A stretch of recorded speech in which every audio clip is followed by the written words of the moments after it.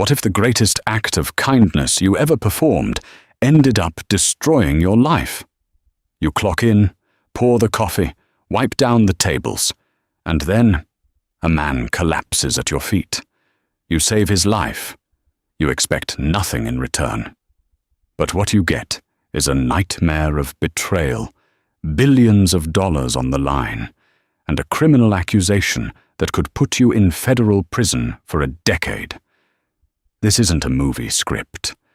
This is the unbelievable true story of a roadside waitress whose split-second decision to save a dying billionaire threw her directly into the crosshairs of a ruthless corporate conspiracy.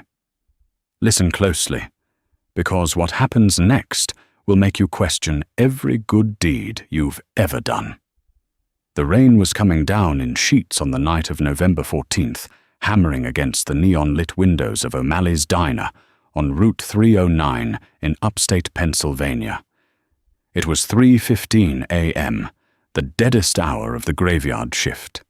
Inside, the diner smelled like it always did, a permanent, stale mix of bleached countertops, burnt filter coffee, and fryer grease. Chloe Matthews leaned against the pie case, rubbing her throbbing temples. At 28, Chloe felt a decade older. She was working her 14th consecutive double shift, ever since her mother had passed away 6 months prior, leaving behind a mountain of uncovered oncology bills. Chloe's life had been reduced to a grueling cycle of pouring coffee, fending off exhausted truck drivers, and avoiding calls from aggressive debt collectors. Her uniform, a pale blue dress with a white apron, felt like a prison uniform. The diner was entirely empty, save for an elderly man asleep in the corner booth. The silence was heavy, broken only by the hum of the commercial refrigerator and the rhythmic drumming of the storm outside. Then, the bell above the glass door chimed violently. The wind howled into the diner, bringing with it a man who looked entirely out of place in a run-down diner on a desolate stretch of highway. He was in his late 60s, wearing a bespoke charcoal wool overcoat that was plastered to his frame by the freezing rain. His silver hair was disheveled, plastered to his forehead. In his right hand, he clutched a sleek, metallic silver briefcase with a death grip. But it wasn't his expensive attire that caught Chloe's attention. It was his skin. It was the color of wet ash. "Sir, are you all right?" Chloe asked, immediately stepping out from behind the counter. "Do you need me to call someone?" The man didn't answer. He took 3 staggered, heavy steps into the diner. His eyes, wide and bloodshot, locked onto Chloe. He opened his mouth to speak, but instead of words, a ragged, wet gasp tore from his throat. His left hand shot up, clawing desperately at the center of his chest, wrinkling the expensive silk of his tie.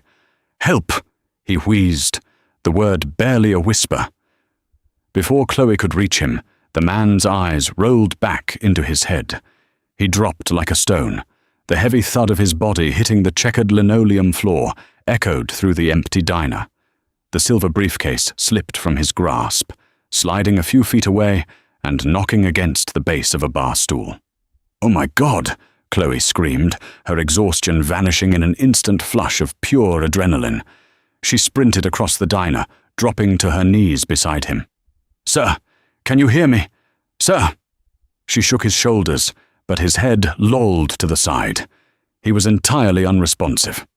Chloe pressed 2 trembling fingers to his neck, praying to feel the steady thump of a pulse. There was nothing, just cold, clammy skin. He wasn't breathing. Panic, icy and sharp, gripped her lungs. But survival instincts and the CPR certification she had been forced to take to become a shift manager kicked in. "Frank, call 911, now!" she screamed toward the kitchen, hoping the line cook was awake. She heard the crash of a pan and Frank swearing in the back. Chloe ripped the man's heavy overcoat open and tore at the buttons of his dress shirt, sending small pearl buttons scattering across the floor. She interlocked her fingers, placed the heel of her hand on the center of his chest, and locked her elbows. 1, 2, 3, 4. She threw her entire body weight into the compressions.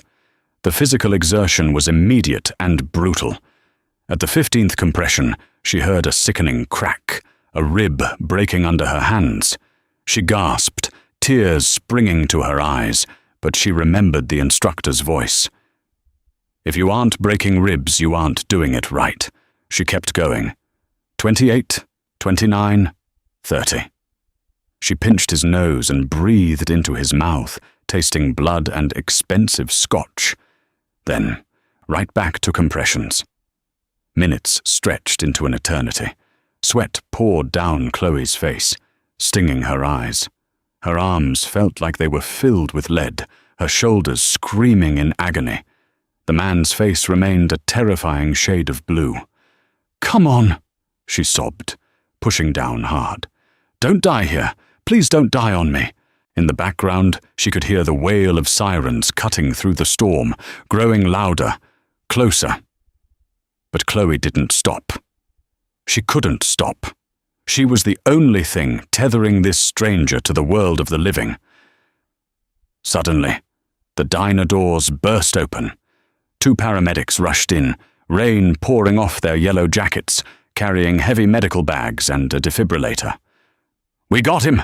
Step back, sweetheart!" "EMT," Thomas Higgins shouted, immediately dropping to the man's other side and taking over compressions. Chloe collapsed backward onto the greasy floor, her chest heaving, her hands shaking violently. She watched in a daze as they cut open his shirt, applied the defibrillator pads, and shocked him. The man's body arched violently off the floor. No rhythm, charging again, clear! Another shock. "I've got a pulse!" Thomas suddenly yelled. "It's faint, but it's there! Let's load him up! Move! Move! Move!" They hoisted the man onto the gurney. As they wheeled him toward the exit, Thomas paused and looked down at Chloe, who was still sitting on the floor, covered in sweat and the stranger's saliva. "You did good, kid," Thomas said. "You saved his life." As the ambulance sped away into the night, leaving a puddle of rainwater and a scattered pile of pearl buttons, Chloe finally noticed the silver briefcase still sitting by the bar stool. Frank, the cook, walked over and picked it up. "We should give this to the cops," Frank muttered. Chloe nodded numbly. She had no idea that touching that briefcase would be the catalyst for the systematic destruction of her life. The adrenaline crash hit Chloe like a freight train. By the time Officer James Miller arrived to take her statement, she could barely hold her cup of coffee without spilling it. Miller, a grizzled local cop who usually handled petty theft and drunk drivers, flipped open his notepad. He looked at the silver briefcase sitting on the counter, then back at Chloe. "Do you have any idea who you just did CPR on, Chloe?" Miller asked, his tone unusually serious. Chloe shook her head. "No, just some guy who came out of the storm. Did he have ID?" "Yeah, he did," Miller said, rubbing the back of his neck. "That was Harrison Caldwell, as in Caldwell Global Logistics, the shipping magnate. The guy is worth over $4 billion. What the hell he was doing out here on Route 309 without his security detail at 3 in the morning is beyond me." Chloe's stomach dropped. Harrison Caldwell. She recognized the name from the news. He was a titan of industry, a man who owned skyscrapers and fleets of cargo ships, and he had just died and been brought back to life on her freshly mopped linoleum floor.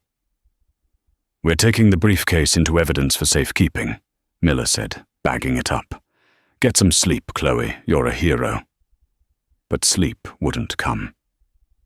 When Chloe finally got back to her cramped, one-bedroom apartment, she lay in bed staring at the ceiling. Every time she closed her eyes, she saw Caldwell's lifeless, ash-colored face. She felt the sickening crunch of his ribs beneath her palms. By noon the next day, a strange sense of obligation pulled at her. She needed to know if he had survived the night. Chloe took 2 buses to reach St. Luke's Medical Center, the premier hospital in the county. When she arrived at the intensive care wing, the atmosphere was entirely different from the quiet chaos of the ER.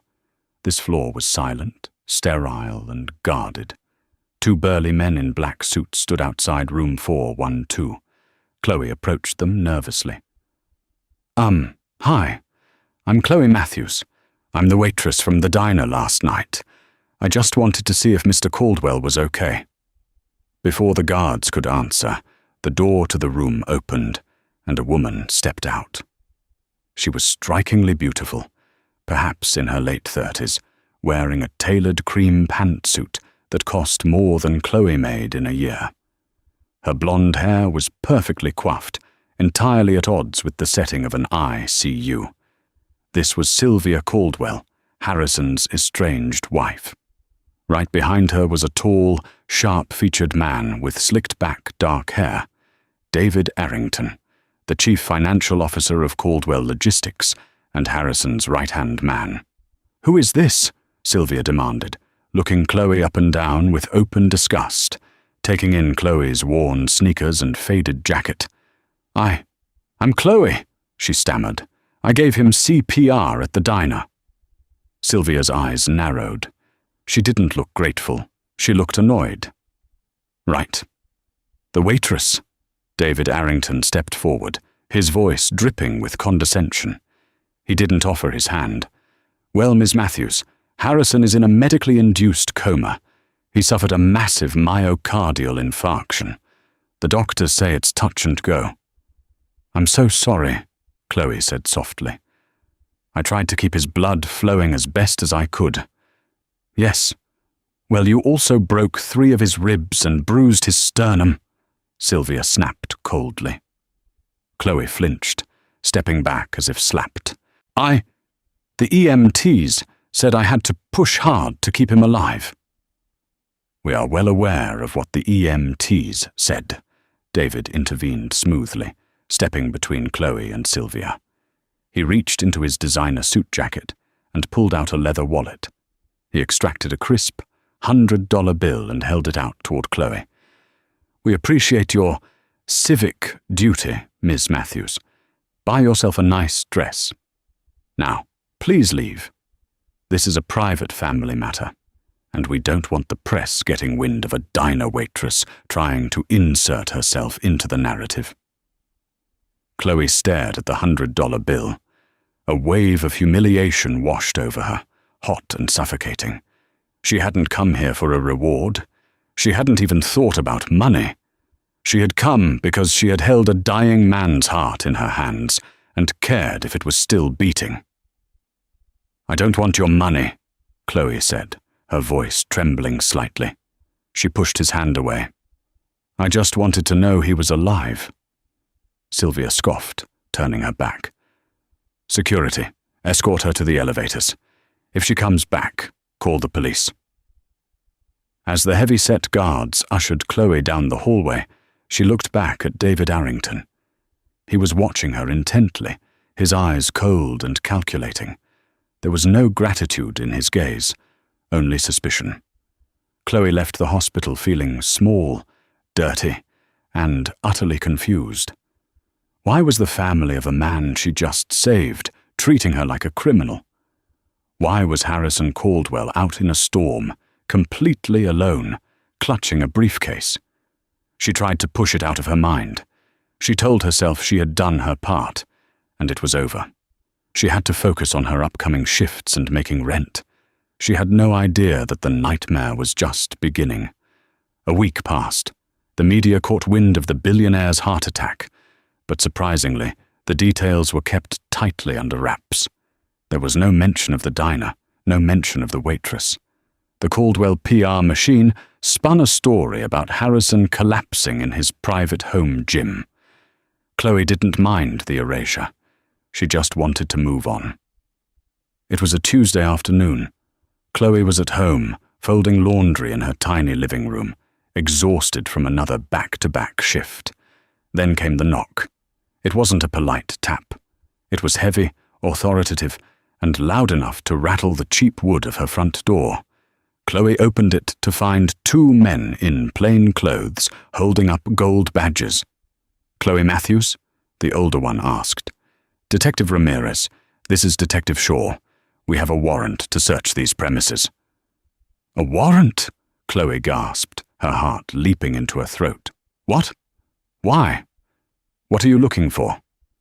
"Please step aside, ma'am," Detective Shaw said, already pushing past her. For the next 2 hours, Chloe sat frozen on her dilapidated sofa while the detectives tore her apartment apart. They emptied her drawers, pulled up the corners of her cheap rug, and sifted through her mother's old medical records. "What is happening?" Chloe finally cried out, tears of frustration and panic spilling down her cheeks. "I haven't done anything wrong." Detective Ramirez walked into the living room, holding a notepad. "Ms. Matthews, Harrison Caldwell woke from his coma yesterday morning." "Oh," Chloe breathed, a momentary wave of relief hitting her. That's wonderful." "Is it?" Ramirez asked, raising an eyebrow, because his first coherent words to his wife and his CFO were that he was robbed. "While you were administering CPR, Ms. Matthews, Mr. Caldwell alleges that you removed a highly classified, encrypted flash drive from his inner coat pocket." Chloe stared at the detective, the words not computing in her brain. "A flash drive? I didn't take anything. I ripped his shirt open to do chest compressions. I was trying to save his life." According to an affidavit signed by Mr. Caldwell himself this morning, that drive contained proprietary trade secrets worth hundreds of millions of dollars, Ramirez continued, his tone entirely devoid of empathy. "His legal team, spearheaded by David Arrington, believes you recognized him, realized the opportunity, and pocketed the drive during the chaos." "That's insane!" Chloe screamed, jumping to her feet. "I didn't know who he was until the police told me. Officer Miller was there. Ask him. Ask the EMTs." "We did," Shaw said, emerging from the bedroom. "The EMTs confirm you were entirely alone with the victim for at least 5 minutes before they arrived. Plenty of time to slip a flash drive into your apron." They didn't find the drive in her apartment, but that didn't matter. The damage was done. Before the detectives even left, Chloe's cell phone rang. It was her manager at O'Malley's Diner. The Caldwell legal team had already contacted the diner's corporate owners, threatening a massive lawsuit for employing a thief who preyed on vulnerable patrons. "I'm sorry, Chloe," the manager said, his voice laced with regret. "Corporate is terrified of these people. They're demanding we terminate you immediately, or they'll bankrupt the diner with litigation. You're fired." Chloe dropped the phone. The screen cracked against the floorboards. In a matter of hours, she had gone from a struggling but honest woman to an unemployed suspect facing grand larceny and corporate espionage charges. The next morning, the real intimidation began. Chloe walked out of her apartment building to find a sleek black town car idling on the curb. The tinted window rolled down, revealing David Arrington. "Get in, Ms. Matthews," David said smoothly. "We need to have a chat." Chloe froze, her instincts screaming at her to run, but she knew she couldn't outrun billionaires. She slowly walked over and slid into the back seat, the doors immediately locked. "Where is it?" David asked, dropping the polite facade. His voice was a venomous hiss. "I don't have it," Chloe pleaded, her hands shaking. "I swear to God, Mr. Arrington, I never saw a flash drive. I just did CPR." David leaned closer, his expensive cologne making Chloe feel nauseous. "Listen to me very carefully, you pathetic little vulture. Harrison is awake, but he is weak. His mind is clouded. But he remembers checking for that drive right before he walked into your miserable diner, and he knows it was gone when he woke up. You're going to give it back to me. If you do, I will ensure you are compensated generously. We'll drop the charges. We'll call it a misunderstanding." "And if I don't?" Chloe whispered, tears stinging her eyes. "If you don't," David smiled, a chilling, dead expression, "I will make sure you are buried so deep in the federal penal system that you won't see daylight until you are an old woman. You have 48 hours to produce that drive." The car unlocked. Chloe scrambled out, gasping for air as the vehicle sped away. She was alone. She was broke, and she was the prime suspect in a massive corporate theft. But as she stood on the sidewalk, trembling, a tiny piece of the puzzle clicked into place in her mind. David had said Harrison's mind was clouded. David was the one pushing this narrative. And if Harrison Caldwell was truly a paranoid billionaire, carrying a drive worth hundreds of millions, he wouldn't have kept it in a coat pocket. He had been holding a silver briefcase with a death grip, a briefcase that the line cook, Frank, had picked up before the police arrived, a briefcase that Officer Miller had logged into evidence. Why were they looking for a flash drive in his pocket, unless someone had already searched the briefcase and realized it was missing? Chloe wiped her tears. She wasn't going to go to prison for saving a man's life. If they wanted a war, she was going to have to fight back. And her first stop was going to be the local police precinct to find Officer James Miller. The 42nd Precinct of the Lehigh Valley Police Department smelled of stale coffee, damp wool, and administrative despair. Chloe pushed through the heavy glass double doors, pulling her thrift store trench coat tighter around her shoulders. She was trembling, but not from the autumn chill. She was running purely on a dangerous cocktail of fear and righteous anger. She bypassed the bustling front desk and scanned the bullpen until she spotted him. Officer James Miller sat at a cramped desk in the far corner, dwarfed by towering stacks of neglected paperwork. Miller was a mountain of a man with a square jaw and a faded scar cutting through his left eyebrow. Before he was relegated to patrolling desolate stretches of Route 309, James Miller had been a decorated investigator for the Army Criminal Investigation Division, CID. He had spent 2 tours in Afghanistan, unraveling complex military logistics frauds, but his career had hit a brick wall when he blew the whistle on a corrupt local mayor taking kickbacks from defense contractors. Instead of a medal, Miller was quietly demoted, blacklisted by the brass, and shoved into a dead-end beat to keep him quiet. He knew what it felt like to have the system crush you for doing the right thing. Chloe marched right up to his desk. "Officer Miller," she said, her voice shaking but resolute. "I need your help. They're trying to frame me."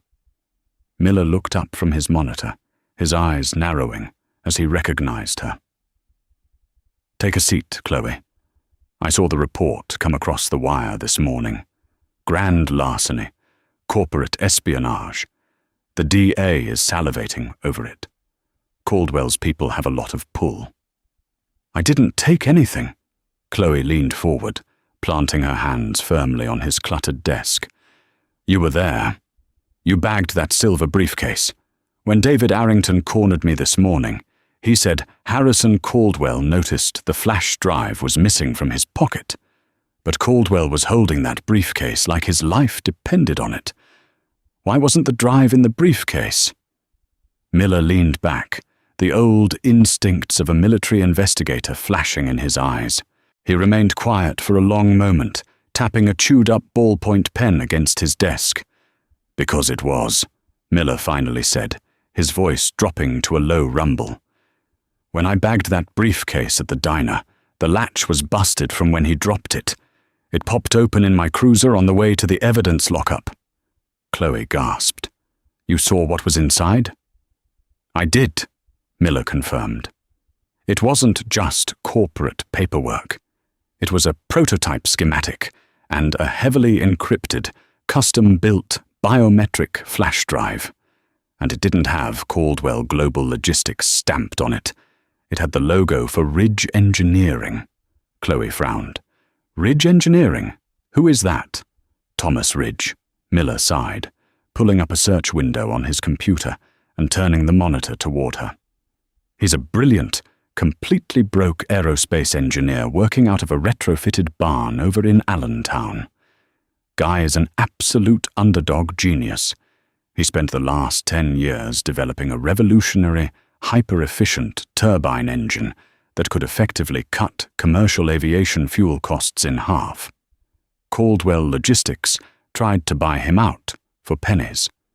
When Ridge refused, Caldwell's legal team buried him in frivolous patent lawsuits, draining his funds, trying to bankrupt him so they could seize the intellectual property in default. So Caldwell stole the drive from Thomas Ridge? Chloe asked, piecing it together. Or, Miller corrected. Caldwell finally realized his own company was trying to steal it illegally, and he went to get it back to Ridge. Think about it, Chloe. Why was a billionaire driving himself down a dark highway at 3 a.m. without his security detail? He was going off the grid.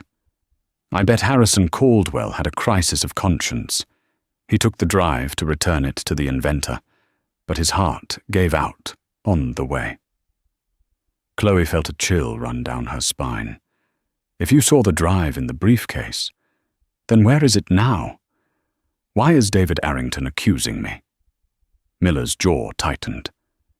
Because the evidence locker log shows that Captain Reynolds, a man who has been in Caldwell's pocket for a decade, signed out that briefcase for a routine inspection at 6 a.m.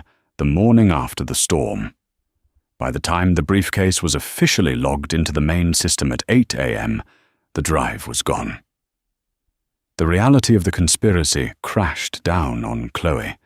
David Arrington and Sylvia Caldwell didn't just want to steal the drive from the underdog inventor.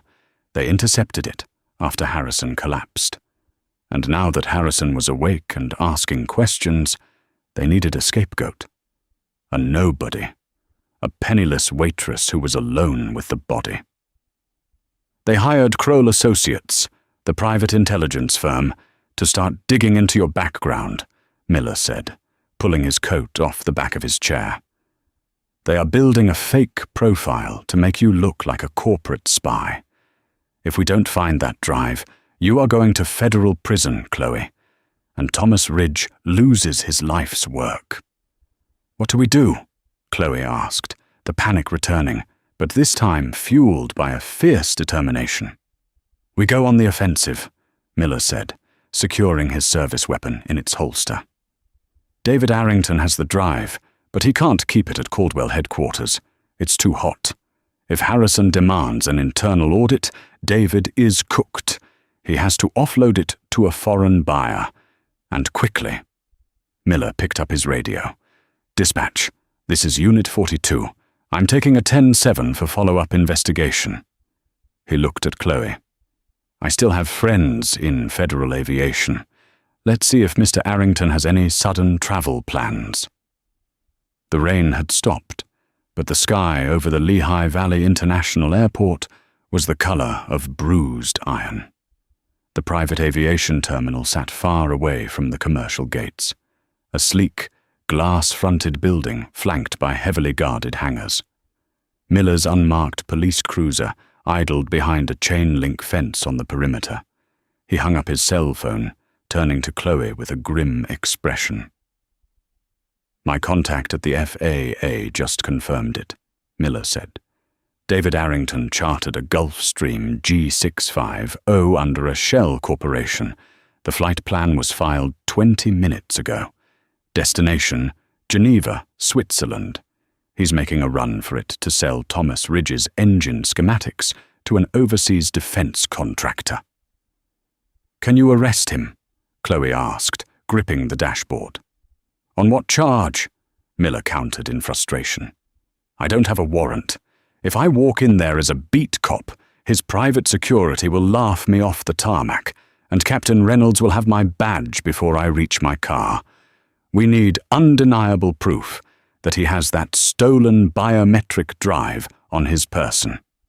Chloe stared through the fence at the gleaming white private jet sitting on the tarmac. A black SUV pulled up to the steps of the plane. The door opened, and David Arrington stepped out, holding a sleek black briefcase. Right behind him stepped Sylvia Caldwell, wearing a dark trench coat and oversized sunglasses. "Sylvia is with him," Chloe breathed. "They're in this together. They're liquidating the asset while her husband is stuck in a hospital bed," Miller said, his knuckles turning white on the steering wheel. "Once they are in the air, the jurisdiction is gone, the drive is gone, and you go to jail." Chloe thought about her mother, who had fought cancer with everything she had, never complaining about the unfairness of the universe. She thought about Thomas Ridge, working in a cold barn for a decade, only to have billionaires rip his dreams away. And she thought about the CPR she performed, the bones she broke to save a man whose inner circle was now orchestrating her demise.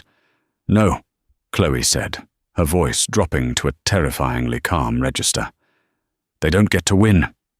Before Miller could stop her, Chloe threw open the passenger door and bolted out of the cruiser. "Chloe, stop!" Miller shouted, scrambling out after her. But Chloe was already moving. She squeezed through a gap in the security fencing where a contractor had left the chain loose. She sprinted across the wet tarmac, her sneakers slapping loudly against the concrete, dodging the blinding floodlights. The roar of the Gulfstream's auxiliary power unit drowned out Miller's warnings. "Arrington!" Chloe screamed at the top of her lungs as she closed the distance. David Arrington paused halfway up the jet's stairs, turning around. His arrogant smirk faltered for a fraction of a second when he saw the waitress rushing toward the plane. The two massive security guards flanking the stairs immediately stepped forward, reaching inside their jackets.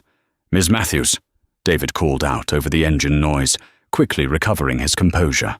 "Are you really this desperate? Security, remove this trespasser." The closest guard lunged, grabbing Chloe by the arm and painfully twisting it behind her back. She cried out, but forced herself to look directly at Sylvia Caldwell, who was glaring down from the top of the stairs. "You're pathetic, David," Chloe shouted, fighting against the guard's iron grip. "Harrison knows. He woke up and realized you and Sylvia were the ones who orchestrated the theft of Ridge's tech. Why do you think he took the drive in the first place?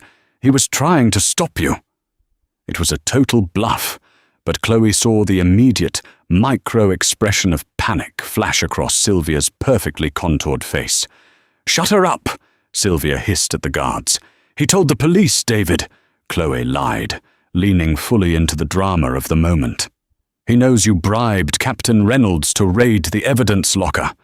The FBI is already at the hospital, taking his official statement." "You're lying," David sneered, though his grip on his briefcase tightened visibly. "Harrison is heavily medicated. He remembers nothing." "Then why are you running to Geneva?" A booming voice echoed across the tarmac. Officer Miller strode out from the shadows of a baggage cart, his service weapon drawn and leveled directly at the chest of the security guard holding Chloe. The military veteran moved with a cold, lethal precision that commanded absolute authority. "Let the girl go. Now," Miller ordered. The guard looked at David, hesitant, before slowly releasing Chloe. She stumbled forward, rubbing her bruised shoulder. "Officer Miller," David said smoothly, raising his free hand. "You are way out of your jurisdiction. This is private property, and you are harassing innocent civilians preparing for international travel." "I'm not here as a beat cop, Arrington," Miller lied right back, matching Chloe's bluff. He pulled out a folded piece of paper from his pocket, an old grocery receipt, though in the dim light it looked official. "I'm a liaison for the federal prosecutor's office. We have a federal injunction freezing all assets related to Caldwell Global Logistics, effective 5 minutes ago. Open the briefcase." David's eyes darted toward the runway. The jet was ready, but the pilot had cut the engines upon seeing the drawn weapon. He was trapped. "You have no authority," Sylvia shrieked, her aristocratic composure completely shattering. "We are billionaires! You are a disgraced rent-a-cop and a diner rat! You can't do this!" "Open the briefcase, David," Miller repeated, ignoring her, the safety of his Glock clicking off with a loud metallic snap. "Or I will detain you under suspicion of international corporate espionage, and we can let the feds open it with a blowtorch." The tarmac fell dead silent, save for the whistling wind. David Arrington looked at the weapon, then at Miller's unwavering stance. The CFO's shoulders finally slumped. With trembling hands, he laid the black briefcase on the metal stairs and popped the combination locks. He flipped it open. There, nestled in custom-cut foam, next to stacks of bearer bonds, was a heavy, silver, biometric flash drive, bearing the distinct logo of an eagle in flight, the insignia of Thomas Ridge Engineering. Chloe let out a breath she felt she had been holding for days. "Hands on your head, Arrington," Miller said, stepping forward with his cuffs. "You have the right to remain silent. I highly suggest you use it." As the distant wail of state trooper sirens began to echo across the airfield, called in by the airport tower, Chloe looked at the flash drive. She had risked her freedom, her life, and her sanity. But as she watched the billionaires being forced to their knees on the wet concrete, a profound sense of justice washed over her. But the victory was short-lived. Just as Miller secured the handcuffs on David, Chloe's phone buzzed in her pocket. It was a blocked number. She answered it, the freezing wind whipping her hair across her face. "Hello? Ms. Matthews?" A weak, raspy voice crackled through the speaker.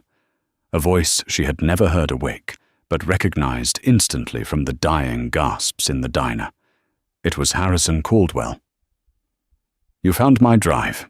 Excellent.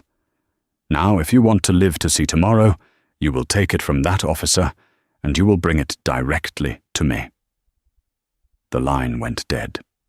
Chloe stared at the phone, her blood running cold. David and Sylvia weren't the only ones playing a deadly game. The true mastermind was just waking up. The flashing red and blue lights of the Pennsylvania State Police cruisers bathed the wet tarmac in an eerie, pulsing glow. Chloe stood shivering next to Officer James Miller as heavily armed troopers shoved a handcuffed David Arrington and a screaming Sylvia Caldwell into the back of separate transport vehicles. But Chloe felt no relief. The cold, mechanical voice of Harrison Caldwell still echoed in her ears. "Miller," Chloe whispered, pulling the former military investigator away from the perimeter of troopers. Her voice shook. "It wasn't just them. Harrison just called me. From his hospital bed." Miller stopped writing in his notebook, his brow furrowing deeply. "Caldwell? He's supposed to be under heavy sedation. What did he say?" "He told me to take the drive from you and bring it to him," Chloe said, wrapping her arms around herself. "He said if I wanted to live to see tomorrow, I would follow his orders. Miller, he didn't steal that drive to return it to Thomas Ridge. He stole it for himself." Miller stared at the silver biometric drive resting securely in an evidence bag on the hood of his cruiser. The pieces of the puzzle aggressively realigned in his mind. The military tactician in him saw the entire battlefield for what it truly was: a massive, multi-million-dollar double-cross. "My God," Miller muttered, running a hand over his jaw. David and Sylvia weren't stealing it from Thomas Ridge. They were stealing it from Harrison. Harrison Caldwell bypassed his own corporate board of directors to steal Ridge's proprietary tech. He was going to sell the aerospace blueprints to a foreign military contractor through a shadow corporation to avoid taxes and corporate splitting. David and Sylvia found out, and when Harrison had his heart attack, they saw an opportunity to intercept the drive and take the payday for themselves. "And now Harrison is awake," Chloe said, her eyes wide with terror. He knows his own wife and CFO betrayed him. He knows I have the drive, and he practically owns the local police force. Captain Reynolds will hand us over to him." "Not if I have anything to say about it," Miller said, his voice hardening into cold steel. "I spent my entire military career taking down corrupt warlords and logistics thieves in Kabul. I am not about to let a billionaire tyrant in a hospital gown threaten a civilian on my watch." Miller grabbed his encrypted radio, completely ignoring the local dispatch channel. Instead, he dialed a direct, secure line he hadn't used in 5 years. "Federal Bureau of Investigation, Philadelphia Field Office, Special Agent Sarah Jenkins speaking." A crisp female voice answered. "Jenkins, it's Miller, former CID," he said, not wasting a single second. "I have a Priority 1 corporate espionage and federal corruption case in the Lehigh Valley. The target is Harrison Caldwell. He's organizing the illegal sale of stolen aerospace schematics, and his CFO was just intercepted fleeing the country. The local precinct is compromised. I need federal marshals at St. Luke's Medical Center, and I need an immediate federal protection detail for a civilian whistleblower. We are holding the stolen asset." There was a pause on the line. Then Jenkins's voice returned, entirely devoid of bureaucratic hesitation. "Miller, it's been a long time. If you're calling this in, I know it's real. I'm scrambling an FBI tactical team now.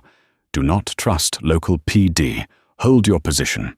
For the next 3 hours, Chloe sat in the passenger seat of an armored FBI Suburban, completely insulated from the corrupt local police.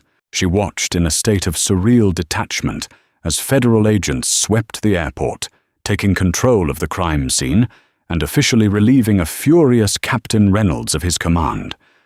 But the real operation was happening 5 miles away at the hospital. At 2 a.m., a convoy of unmarked black SUVs surrounded St. Luke's Medical Center. Miller, wearing a tactical vest over his uniform, walked shoulder to shoulder with Special Agent Jenkins. They completely bypassed the bewildered hospital administration, taking the freight elevator directly to the intensive care unit. Harrison Caldwell's private security detail, a group of highly paid ex-mercenaries, instinctively reached for their concealed weapons when the elevator doors opened, but they froze the moment they saw a dozen laser sights paint their chests. "Federal agents, hands on the wall, now!" Jenkins commanded, her voice cutting through the sterile silence of the ward. Miller didn't even slow down. He kicked open the heavy door to room 412. Harrison Caldwell was sitting up in his hospital bed. He looked pale and fragile, surrounded by beeping monitors and IV lines, holding a burner phone in his trembling, liver-spotted hand. But the look in his eyes was pure, venomous malice. He glared at Miller, then looked past him, expecting to see Chloe. "Where is the waitress?" Caldwell rasped, his breathing labored. She was given an explicit instruction. "Chloe Matthews is under federal protection, you arrogant son of a bitch." Miller stepped into the room, holding up a federal warrant signed by a district judge. "Harrison Caldwell, you are under arrest for conspiracy to commit corporate espionage, theft of intellectual property, interstate flight to avoid prosecution, and extortion. And since you threatened the life of a federal witness over a telecommunications line, we're adding felony terroristic threats to the list." Caldwell let out a dry, rattling laugh. "You think a piece of paper means anything to me? I own senators. I own judges. By sunrise, my legal team will have you directing traffic in a school zone, and that little diner rat will be facing 20 years for stealing my property. Not this time." Agent Jenkins stepped forward, holding up her phone. "We just intercepted your offshore bank transfers to the foreign military contractor. We also have a full, sworn confession from your CFO, David Arrington, who flipped on you the second we offered him a plea deal on the tarmac. Your empire is over, Harrison. The heart monitor next to Caldwell's bed began to beep erratically as the reality of his total defeat finally set in. The billionaire clutched his chest, gasping for air. But this time, there was no innocent waitress there to save him. There were only federal agents, waiting to shackle him to the bed rail. 14 grueling months had passed since the freezing, rain-slicked night at O'Malley's diner. The media circus surrounding the case had eclipsed anything the state of Pennsylvania had seen in a decade. The James A. Barn United States Courthouse in Philadelphia was a towering monolith of cold marble, heavy mahogany, and unyielding federal authority. It was a building explicitly designed to make mortal men feel small, and on this crisp Thursday morning, it was serving its architectural purpose perfectly. The plaza outside was a chaotic sea of satellite news trucks, flashing camera lenses, and shouting reporters tightly corralled behind steel barricades. Chloe Matthews sat in the front row of the polished wooden gallery, her hands folded neatly in her lap. She wore a sharp, impeccably tailored navy blue suit, a profound departure from the grease-stained, pale blue waitress uniform she had once practically lived in. Sitting right beside her, his solid presence, an anchor in the storm, was Detective James Miller. He wore his perfectly pressed dress blues, the medals from his Army Criminal Investigation Division days gleaming under the recessed courtroom lights. For over a year, Miller had been her shadow, her protector, and slowly her closest confidant as they navigated the treacherous waters of federal witness protection. The trial had been a bloodbath. Harrison Caldwell's defense team, led by a ruthless $1,000-an-hour shark named Robert Kensington, had tried every dirty trick in the book. They attempted to paint Chloe as a desperate, debt-ridden opportunist who had hallucinated the entire narrative. They dragged Miller's name through the mud, weaponizing his whistleblowing past in the military to paint him as an anti-establishment fanatic with a vendetta against wealthy men. But Special Agent Sarah Jenkins and the federal prosecutors had been utterly relentless. The turning point hadn't even been the stolen biometric drive itself. It had been the complete, cowardly capitulation of David Arrington. Facing a potential life sentence in a federal supermax facility, the Caldwell Global Logistics CFO had shattered under pressure, taking a plea deal and testifying against his own boss and Sylvia Caldwell for 3 consecutive days on the stand. Now, the trial was over. The jury had deliberated for less than 4 hours. The heavy oak doors behind the defense table opened. The courtroom, packed to absolute capacity with journalists, Department of Defense liaisons, and the nervous remnants of the Caldwell corporate board, fell dead silent. Harrison Caldwell was wheeled in by a federal marshal. The billionaire titan of industry was unrecognizable. Stripped of his bespoke charcoal overcoats and silk ties, he wore a standard-issue, shapeless orange jumpsuit. He was tethered to a portable oxygen tank, his skin a permanent, sickly shade of grey, his hands shaking violently as they rested in his lap. Beside him sat Sylvia Caldwell. Her platinum blonde hair, once perfectly coiffed, was tied back in a messy, defeated knot. Her face was gaunt, entirely stripped of the billionaire glamour she had weaponized like a blade. David Arrington sat at the far end of the table, his head bowed, refusing to make eye contact with anyone. "All rise," the bailiff's voice boomed, echoing off the high ceilings. The Honorable Judge Arthur Pendleton presiding. Judge Pendleton, a stern man with silver hair and a legendary zero-tolerance policy for white-collar corruption, swept into the room, his black robes billowing behind him. He took his seat at the high bench, looking down at the defense table with a gaze that could freeze boiling water. "Be seated," Judge Pendleton commanded. He adjusted his glasses, looking down at a thick stack of sentencing guidelines. He didn't look angry. He looked profoundly disgusted. We are here for the sentencing phase of the United States versus Harrison Caldwell, Sylvia Caldwell, and David Arrington, the judge began, his voice dropping into a register of absolute, terrifying calm. The defendants have been found guilty by a jury of their peers on 57 federal counts. These include grand larceny, corporate espionage, interstate flight to avoid prosecution, witness tampering, and federal extortion. Pendleton took off his glasses and leaned forward, clasping his hands together. In my 32 years serving on the federal bench, I have presided over cases involving cartels, organized crime syndicates, and violent offenders, the judge stated, the absolute silence of the room amplifying every syllable. Yet, I have rarely witnessed a display of greed so callous, so deeply detached from basic human decency, as the one orchestrated by the three of you. Mr. Caldwell, a young woman, working a grueling night shift to pay off her deceased mother's medical debts, dropped to her knees to save your life. She broke her own hands, performing CPR, to keep your heart beating on the filthy floor of a roadside diner. Harrison closed his eyes, his jaw trembling. And your immediate response, upon waking from a coma, was to leverage your immense wealth to destroy her. Pendleton's voice rose, striking the courtroom walls like thunder.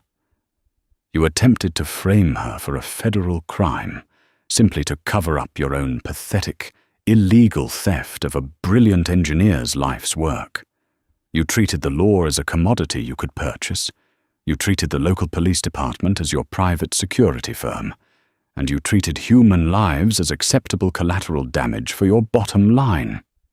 Sylvia let out a quiet, choked sob, burying her face in her hands. But justice is not a subsidiary of Caldwell Global Logistics, Judge Pendleton declared. David Arrington, for your extensive cooperation with the federal government, but acknowledging your central role in the attempted sale of stolen defense schematics, you are sentenced to 15 years in a federal penitentiary. Arrington squeezed his eyes shut as the gavel cracked.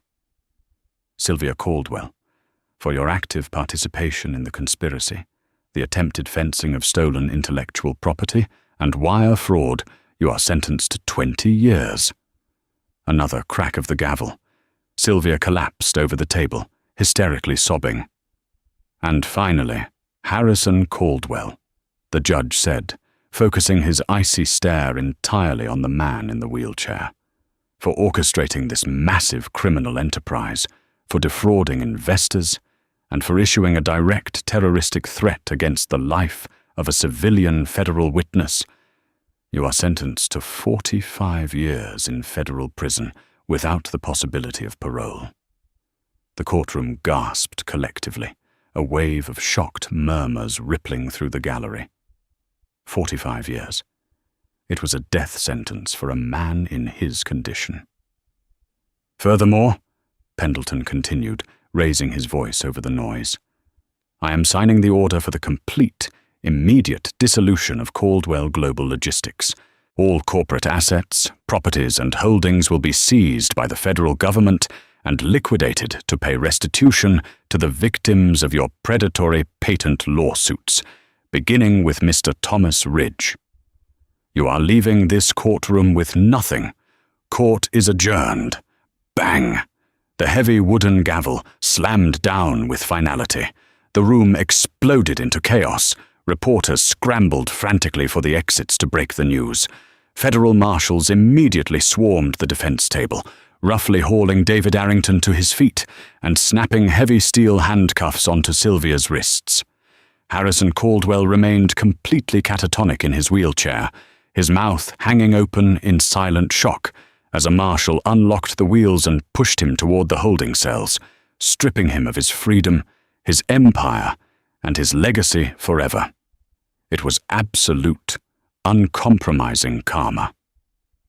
Outside the courthouse, the crisp spring air felt cleaner, lighter than it had in a lifetime. Chloe walked down the wide, sweeping granite steps, letting the bright afternoon sun warm her face.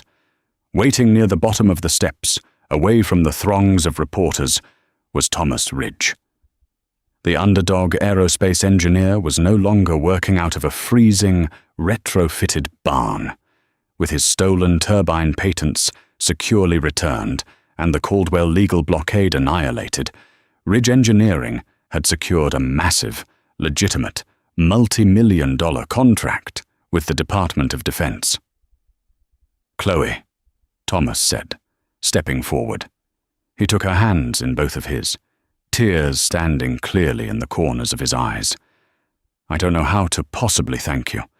They almost took everything. You gave me my life back." "You earned it, Thomas." Chloe smiled genuinely, squeezing his hands. "You built something incredible. I just made sure the right people finally saw it." "Well, the government saw exactly what you did too," James Miller said, stepping up beside Chloe. The towering former CID investigator reached into his breast pocket and pulled out a heavy, cream-colored official federal envelope. He handed it to her, his usually stoic expression softening into a warm smile. Under the False Claims Act and federal whistleblower statutes, the government awards a percentage of recovered, stolen assets to the individual who exposed the fraud. Chloe opened the envelope with trembling fingers. Inside rested an official treasury check. She stared at the numbers printed across the secure paper, her breath catching violently in her throat. It was a check for $12.5 million. "You don't have to pour coffee or worry about rent ever again, Chloe," Miller said softly, his deep voice rumbling.